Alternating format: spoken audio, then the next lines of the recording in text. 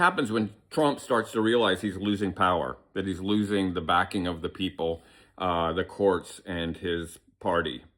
There's a concept in political science called the dictator's dilemma, which refers to when dictators start to feel like they're losing power, that is slipping away from them, they get even more authoritarian, they get even more tyrannical, they crack down and try to create compliance in advance because they become even more aggressive in their desire to hold on to power before it slips away. We saw this in Belarus in 2020, we saw it in Russia, we saw it in Venezuela, and I think we're seeing it here in the United States.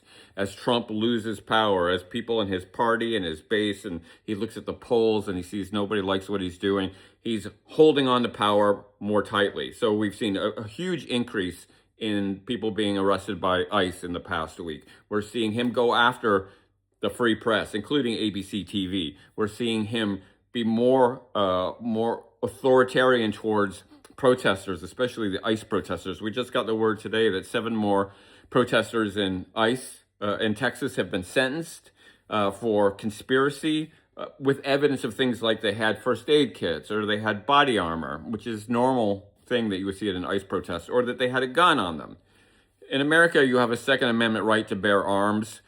Texas is an open carry state. You have a right to be an armed person, whether you're on the right side or the left side of the political spectrum. Where is the NRA on this? I'm not quite sure, but that is now being used as evidence that you're a domestic terrorist. So we are seeing this. This is going to happen all summer long. And the thing about totalitarianism or fascism, it just doesn't happen overnight. It isn't just the stormtroopers come knocking on your door and freedom is gone. It happens in bits and pieces, and we're getting these bits and pieces as American free press, as American democratic access, as American right to assemble, and the right to carry a weapon are being taken away from political enemies of the regime. So one of the things I'm asking people to do to stand up for the First Amendment piece of this is on the 4th of July, post on whatever social media you have, I am Antifa. Because one of the people in Minnesota, the evidence against him was he had an I am Antifa sweatshirt. Post I am Antifa.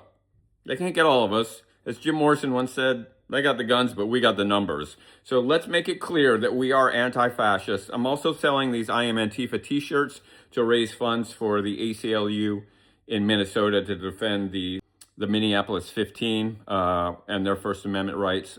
But let's be clear, while we still have it on this Independence Day, that we are standing strong by our First Amendment rights. We are anti-fascist. We are Antifa. Let's be strong. Welcome to the resistance.